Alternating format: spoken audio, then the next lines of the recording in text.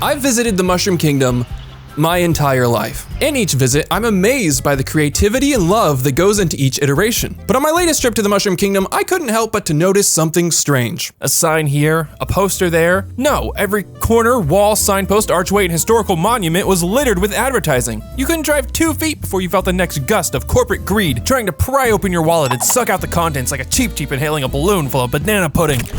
Then, it hit me. A sinister but familiar feeling. Capitalism. Capitalism had hit the Mushroom Kingdom hard. But who, I wondered, who had the biggest slice? Which corporate titan had risen above the others to become a tycoon? No, a god of corporate greed and unholy financial superfluidity.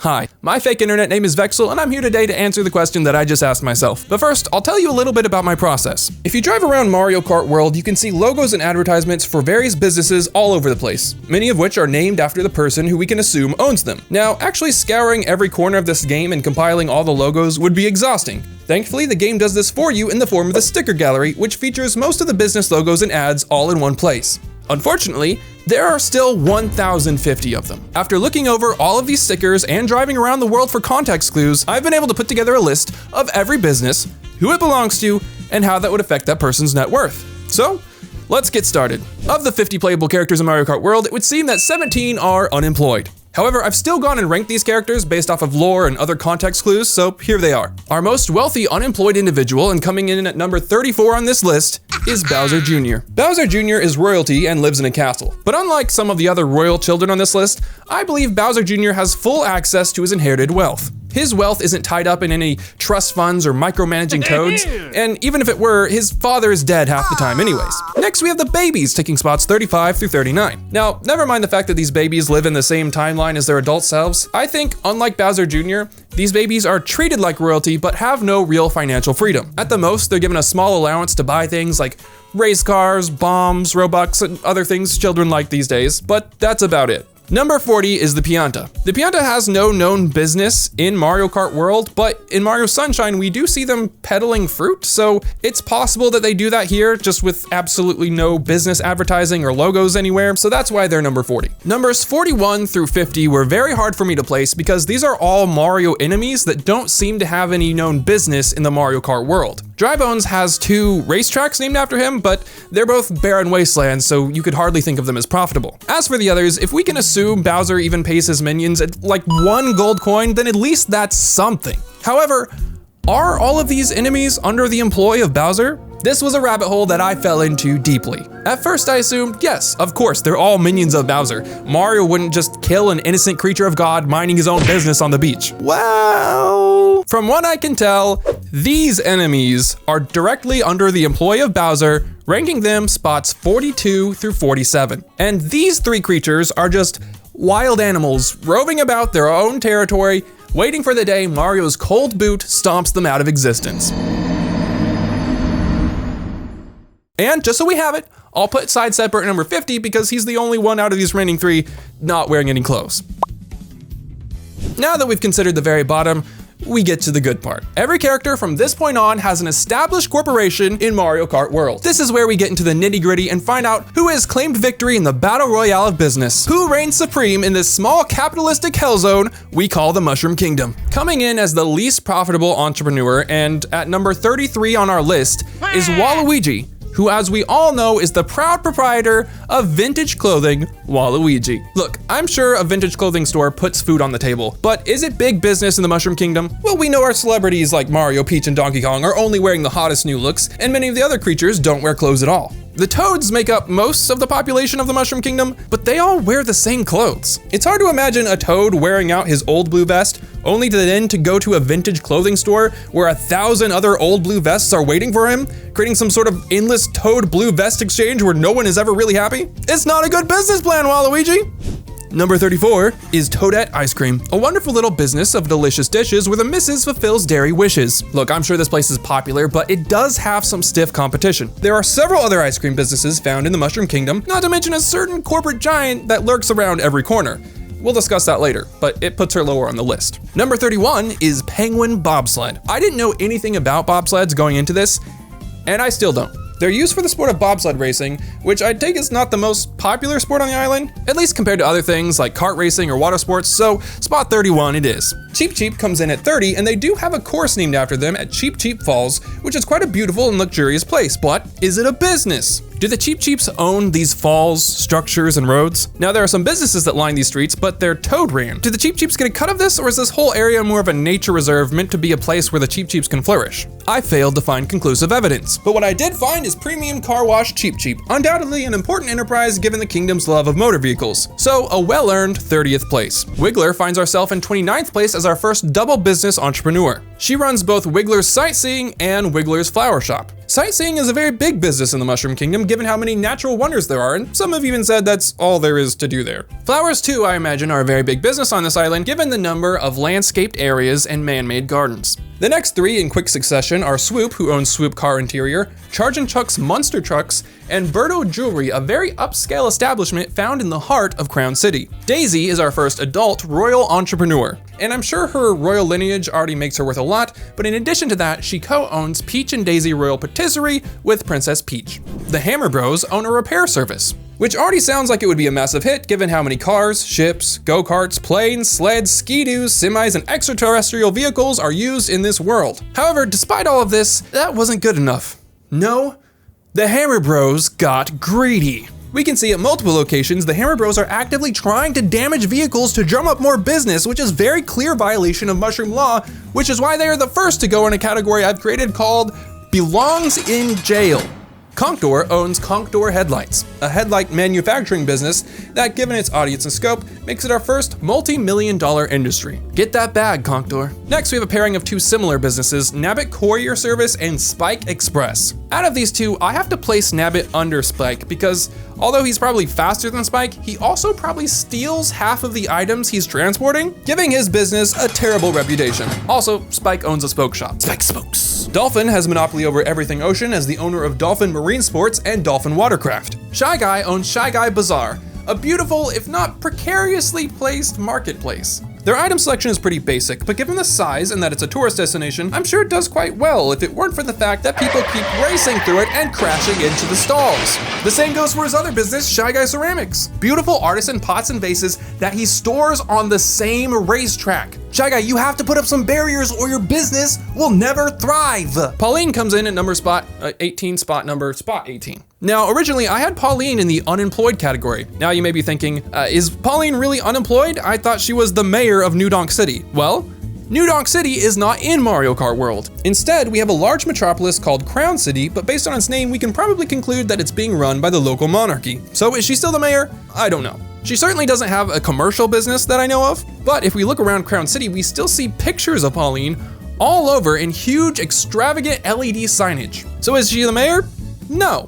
But she is a pop star, and based on the advertising, a very significant one at that. If we compare her to being, say, the Sabrina Carpenter of the Mushroom Kingdom, then her net worth is probably very high. Please, please, please, don't grab me, monkey. Cow. Now this one really messed with me. I was up all night thinking of what to do with cow. There are two brands associated here, Moo Moo Meadows and Moo Moo Milk, both of which take up a massive amount of space in this world and support a wide range of infrastructure. Now, if this farm is one of the primary sources of food for this entire island, I say we have a titan industry on our hands. There's just one problem. Do the cows own Moo Moo Meadows? Or do they just work there? Do they produce the dairy or do they just supply it? Is it both? Do the cows milk themselves? My first instinct, of course, is just to classify them as mindless animals, but now that they can drive race carts, I don't know. For now, I'm going to assume ownership, or at least that they get a big cut of the profits. King Boo is in 16th place with Boo Cinema and Boo Castle. Boo Castle is simply a large estate that alone makes King Boo quite valuable, but he also owns Boo Theater, which I believe not only shows, but also produces motion pictures. You may also be thinking Boo Theater is just this one theater way far away from the rest of civilization, but if you look in Crown City, there's another Boo Theater located there, and I'm sure it does quite well. Lakitu comes in at number 15th and has actually been the star of a Boo-produced film called Lakitu the Fisherman. But much more than that, despite its name, I believe Lakitu owns Mario Kart TV. Mario Kart TV is possibly the biggest entertainment enterprise in the Mushroom Kingdom. His face is on the logo and he's the guy with the camera, so that's good enough for me. He also owns Lakitu's Item Box, a chic and reasonably sized establishment in Crown City. Next up, we have Mario and Luigi. They share ownership of Mario Bros. Circuit, but Mario also has his own circuit and Mario Motors fuel parts maintenance. But not to be outdone by his older brother, Luigi owns Luigi Tires. And I don't need to tell you that with all the drifting going on in this game, people go through tires faster than Toad goes through a pack of Modelo's after his shift at Yoshi's food cart. And given that Mario's business is maintenance and Luigi's is manufacturing, that puts little bro Luigi above his older brother in this ranking. Rosalina is in 12th place, and what else would an intergalactic space princess be involved with other than bus tours? She does bus tours, but she also runs an upscale automobile dealership and possibly manufacturing? I don't know. But one look around her institution and it's clear that she's doing very well for herself. As we crack into the top 10, we're greeted by another pairing with Koopa Troopa Construction and Parabitty Construction. These two are in competition, but they also have even more competition in the form of Morton Construction and Thwomp Construction, which brings me to a segment of this video I like to call Notable Businesses of Non-Playable Characters. Come along.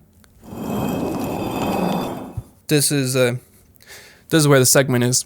In addition to the many businesses owned by our drivable characters, there are actually several businesses owned by non-playable characters. Here are some of note. 1UP Fuel, Fireflower Oil Company, Hotfoot Gasoline, Mushroom Piston Engines, Handy Air Duster Foo, Squid Motor Oil, Spiny Shell Engine, Family Computer Robot, Lava Bubble Molten Energy, Bomb Plugs, Thwomp Construction, Red Shell Speed Tires, Bully Steel, Fuzzy Batteries, Buzzy Helmets, Batadon Aero Parts, Chain Chomp Racing Chains, Banana Natural Oil, Clown Air System, Pipeline Moving, Fireflower Bloom Outdoors, Shine Sprite Oil, Engine Oil Cooler Galaxy, Wendy's Car Interiors, Roy Smooth Sounds, Larry Lights, Morton Construction, Firemart, Superhorn, Sunshine Railway, Grow Metal, and Muncher Coffee Roasters. Okay, let's go back.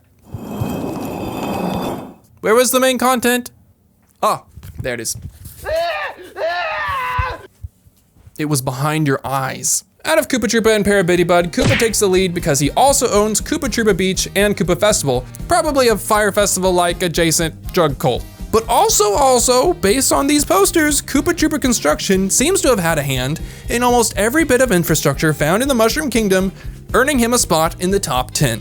Toad owns Toad's Wharf, a nice little spot in the bay housing some watercraft. But more importantly, he owns Toad's Factory, which is home of the business Toad's Manufacturing. This facility is massive. We've got cranes, dump trucks, plows, boats, stadium trucks, conveyor belts, and forklifts. Employees can be found driving around the premises and food services are available on site. The big news here though is, what are they making? Well, if we take a look inside, we can see that they're manufacturing item boxes. Item boxes which are delivered by boat, car, train, and plane to every corner and inch of the Mushroom Kingdom so that no citizen is ever really more than a few feet away from these impressive pieces of technology. And what are item boxes really? Well, they're weapons. We'll talk more on this later. Wario's number 8 on this list with an impressive number of business ventures, but what else would you expect from the King of Greed himself? Wario's Stadium, Wario's Shipyard, and Wario's Premium Scrap indicates this mogul is big into buying up and reselling any defunct piece of equipment he can get his grubby little hands on. This constant buying and selling no doubt fuels his more lucrative ventures, Wario Overland Transport, Wario Motors, and Garlic Powder Engine Oil, which does not have his name or face on the logo, but given its branding, we can assume it's the big stinky guy. Yoshi comes in at number 7 on this list with probably the most prolific business in all of the Mushroom Kingdom, simply named Yoshi's.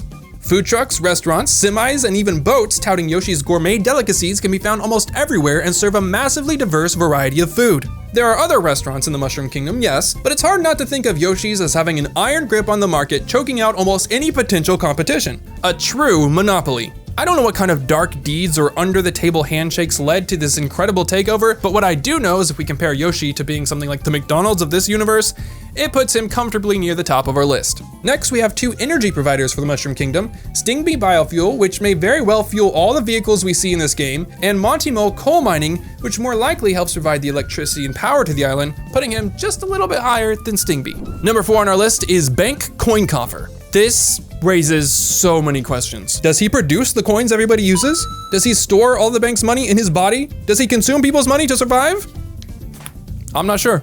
But if he owns the one banking system found on this island of greed and profit, then he is wealthy beyond imagination. Finally, we've reached the top 3. These 3 people stand miles above their competitors. Number 3 on this list is the Lord of Darkness himself, Bowser. Bowser is a ruler. His kingdom stands alone in the upper left corner of the map, encompassing Drybone's Burnout, Airship Fortress, and Bowser's Castle. Interestingly, Toad's Factory and Wario Stadium sit at the fringes of this empire too. More on that later. Now, calculating Bowser's net worth is a little interesting because he's not your typical businessman. He has no posh store in the middle of town, nor does he provide a service for the general public. But we can still calculate Bowser's net worth by looking at his assets. You see, a person's net worth is not just calculated by their annual income or their potential for profit, but it can also be measured in assets, things the person already owns that hold some sort of economic value. Sweeping across Bowser's kingdom, we can see that this volcanic area is no barren wasteland. Spanning the width of his domain are massive fortress walls as tall as the skyscrapers in Crown City that double as security and a highway system. These walls are ordained with spotlights, guards, as well as large towers that continually pump out smoke. Most remarkably, perhaps, are these giant engines we can see installed into the fortress. At first, I thought maybe these engines were just advertisements for Bowser's Motors, Bowser's only public retail enterprise. But if you look closely at the pipework and mechanical nature of these walls, it's possible that these massive machines are actually real working motors powering something sinister at Bowser's disposal. Moving on to the Airship Fortress, we can see that Bowser owns an armada of war-ready airships that are involved in weapons testing and development. The inner workings of one of these airships reveals a factory producing bullet bills at a rapid pace. Bowser being able to produce weapons for himself at these speeds certainly points to him having a fat bank account. After all, weapons production can be one of the most profitable businesses in the world. And you may be thinking, yes, but he's not setting off these weapons anywhere, he's just using them for his own devices. And that would be true if it weren't so false. More on that later. Finally, we have Bowser's Castle, which is much more than just a big fat piece of real estate. This castle sits on an active volcano, which is seemingly an endless supply of thermal energy. Energy not going to waste, as we can see from the inner workings of his castle. This energy is being harvested. Now, Bowser being Bowser, one incredibly dangerous and powerful energy source is not enough. He's also made his way skyward, and we can see he's harvesting the endless lightning above the volcano. This lightning being caused by a phenomenon known as volcanic lightning that is continually produced over an erupting volcano due to static electricity building up from within the volcanic plume mixing with particles in the air. So in recap, a massive fortified kingdom, war-ready armada with weapons production, and an endless and powerful energy source. But if you think that's a ridiculous amount of unchecked power being put to nefarious uses, at our number 2 spot, as you've probably guessed, is Princess Peach. Princess Peach is a monarch with control of most of this island in one shape or form. From her enormous castle to the sandy seaside, Peach rules all. She even has a city named in her honor. Now, if taxes exist in this world, and let's be honest, in what world don't taxes exist?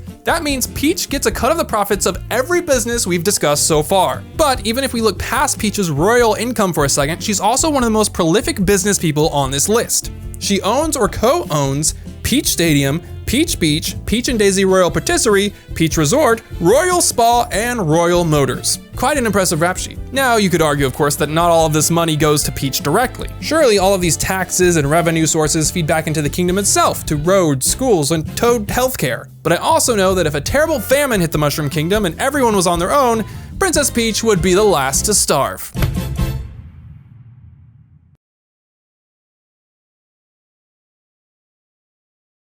If you've been keeping track, you know that there's only one left. One person who has dominated this island of corporate greed and commercialism. Donkey Kong owns DK Pass, a popular ski resort nestled high in the mountains. For many, this would be enough, but not our old pal DK. You see, while driving around the Mario Kart World, I noticed some artwork that's not in the sticker compendium. A single poster that reads, "How high can you go?" You see, this is a story about dreams. Throughout Donkey Kong's family history, that has always been the question. How high can you go? From the tops of trees to the tops of buildings to a resort on the top of the mountain, DK had never stopped climbing. But as he looked out from his cozy mountain villa on a cold and clear night, he saw that he in fact had not reached the top. Not even close. There was more to climb. Enter DK Spaceport, Donkey Kong's passion project. This massive facility employs hundreds of Toads, as well as autonomous drones, houses an incredible space-ready rocket ship named the Game & Watch, and is guarded by a state-of-the-art giant killer mech. And that's not even all of it. On the shore, we can see a DK-owned storage, science labs, fuel pipes, and satellite monitoring facilities. Now you might be looking at all of this and wondering how?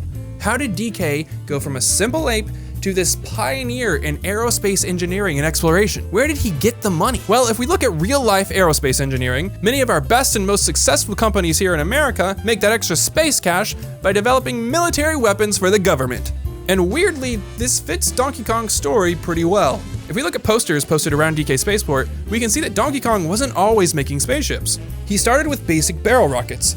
It was at this point he realized he had the technology, but he'd need more startup capital to be able to achieve his dreams. So, what happens next? Here's what I think happened. Bowser's building an army, but needs more destructive firepower if he's going to stand a chance against Peach's ever-growing empire. This is when DK approaches him with his new technology, and thus the bullet bill was born. We can even see a barrel-like object stored inside each bullet bill if we look at the schematics found in the airship armada. And just like that, DK becomes a billionaire overnight. Bowser then begins mass-producing this new weapon, but has several setbacks with his airship technology, as we can see many scrapped iterations found in Wario's shipyard. This puts a financial strain on Bowser. So, he starts selling some of his newly created weapons to the little Toad factory located on his border. Toad Manufacturing. Toad then places these bullet bills into item boxes, technology the Mushroom Kingdom uses to keep its people armed, and they're sent to every corner of the kingdom. Soon enough, the Mushroom Kingdom is so well stocked with weapons that Bowser gives up on his dreams of conquering the world and settles into his new role of business mogul. But this newfound success means that he needs to up production once again. Finally, he goes to Donkey Kong and brokers a new deal. This time, sending his own troops to help DK build his dream spaceport, as we can see in this set of posters from Koopa Troopa Construction. We build your homes, we build your town, we build your dreams. Yes, DK would rocket himself into space and usher in a new era for the Mushroom Kingdom, eventually even building a massive space station. A place where hopefully he can feel like he finally reached the top. And all it took was a few shady under-the-table deals and maybe also the possible future destruction of the Mushroom Kingdom as we know it. But hey, isn't that what capitalism is all about? One ape becoming incredibly rich while the rest of the world burns? Listen, I know my theory is a little far-fetched. So, I decided to reach out to a personal friend of mine who also happens to be a Donkey Kong expert to ask him a few questions to see if he might corroborate my theory. Welcome in. Thank you so much to Christopher for being here. Welcome. Thank you for taking time out of your busy schedule to be here. Just so we have it, just so I get some good audio tests from you. What would you say is the opposite of the word good? Bad, very bad. Okay, that's good. Okay, yeah, I think I feel like you're gonna take that this came out of through. context. No, that came through pretty well. Now, what would you say is the past tense of the word stop? Hold up. I don't know if I like this. What? No. I'm just trying to make sure I get good clean audio. I'm checking my levels here. What would you say is the past tense of the word stop? The past tense of the word stop? Yeah. Stopped? Okay, yeah, that sounds right. Okay, cool. No. That was just two. Yeah, just those two questions just to make sure we have my level. Yeah, the levels are good. Okay. I don't even know what I said.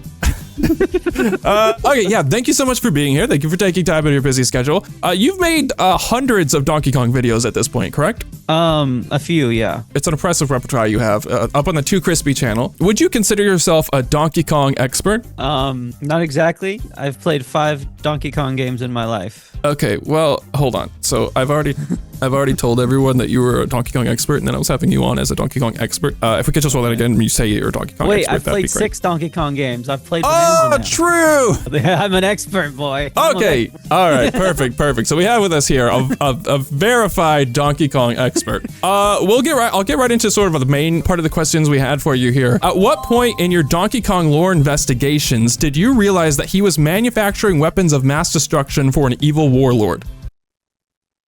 Oh, hold up. Is this news? Has Donkey Kong been canceled? He might be. Yeah, he might be after my scathing. I didn't discover that in my findings. So no. Really, you haven't seen any evidence at all in your sort of research and your deep dive videos and your lore explorations. You haven't found anything that you think would be pointing towards that direction that he's manufacturing weapons of mass destruction for an evil warlord. No. Who's the evil warlord? Bowser. King Cruel? No, it's Bowser. It's Bowser. For Bowser. Yeah, for Bowser. No, usually they don't work together, but that could be a front. Mario Party, they're usually opposed, diametrically opposed. That's news to me. Yeah, that could be. I mean, public image. Public image is everything. That could be just sort of throw us off the tracks a little bit. My follow-up question then, having discussed topic number 1, is why do you feel that DK's actions have destabilized the Mushroom Kingdom economy and put countless toad lives at risk? So you're saying, why do you feel? I have not disclosed that this is how I feel. Well, I mean, you're an expert, so it just seems like kind of like assumed that you sort of be on the same page, you know, if you really done your research. Donkey Kong is what now? He's killing the toads? What's happening? Why do you feel? You said so many words. I didn't know what you're saying. Yeah. No. It's just kind of like in your deep research and comprehensive knowledge about Donkey Kong. Maybe if it's brought to you any sort of conclusions about him or his character, that why you believe he has destabilized the Mushroom Kingdom economy and put countless toad lives on the line. Okay, he's destabilizing the economy, is he? Well, if it has something to do with bananas, I could see that. He is a banana fiend. He does have a hoard that he doesn't like to share, even though he can't possibly eat them in that amount of time. But before they go bad, that could be, a sign of his character. He's also a villain in a sense. Now he's kidnapped a 13-year-old girl, so... That is true. Completely against her will. If you really read between the lines while playing Bonanza. Should Donkey Kong go to prison, and for how long? Should Donkey Kong go to prison? Has he been tried in a court of law? He might be too powerful for that at this point. He might be above the grasp of a normal judicial court system. Okay, well, I think it would depend on the laws of the Mushroom Kingdom. I don't know if they're innocent until proven guilty in the Mushroom Kingdom. I'd say follow the due course. Follow the due course. So, do you have any closing remarks based off of what we've discussed? Donkey Kong is a very bad guy and must be stopped. All right, that's good. That's all we need. Thank you so much. Thank you so much for being here, Too Crispy. I appreciate your time. I'm an expert, boy. There you have it, folks. That's all for me. Thank you once again to Too Crispy for being a part of this video. Go check him out on YouTube. And thank you guys a lot for watching this video. It means a lot. If you want to support me, please consider subscribing. Also, I know while driving around, I missed so many different businesses and companies and ideas. So if you have your own theory or noticed a business that I missed, go ahead and leave me a comment in the comments and comment with the... That's all from me. Bye.